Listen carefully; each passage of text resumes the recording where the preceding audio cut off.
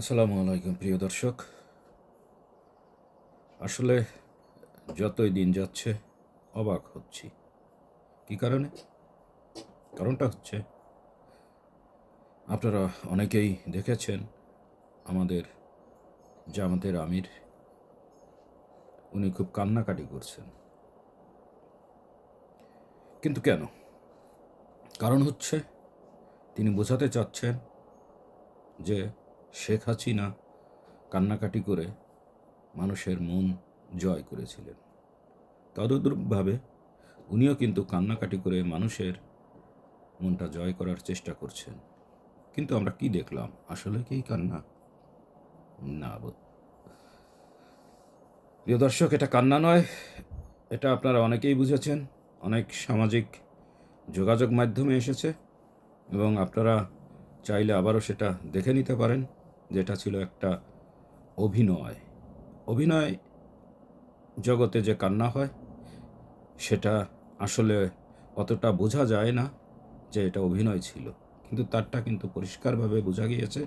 তিনি এভাবে চোখ ডলতেছেন আর আমি চশমাটা খুলে বললে আরও ভালো হবে, এমন এমন করছেন।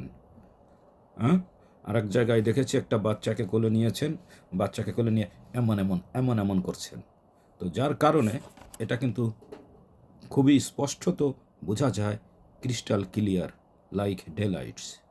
সো এই ধরনের অভিনয় করে উনি একজন বয়োজ্যেষ্ঠ মানুষ এবং উনি একজন কথিত ধর্মভিত্তিক রাজনৈতিক দলের প্রধান এবং তারাই ধর্মকে নিয়ে দেশ চালাবে, অর্থাৎ শরিয়া আইনে দেশ চালাবে। তো উনির মধ্যে যদি কোনো সততা না থাকে, ওনার মধ্যে যদি কোনো সত্যবাদিতা না থাকে, তাহলে আমরা যারা দেশের মানুষ ওনার থেকে আমরা কি আশা করতে পারি?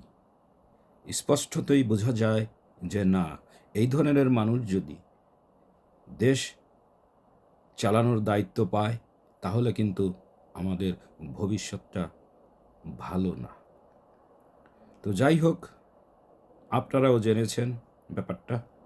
এটা সবার বিবেচনা, কারণ সামনে জাতীয় নির্বাচন। আপনারা ভেবে চিন্তেই কিন্তু রায় দিবেন।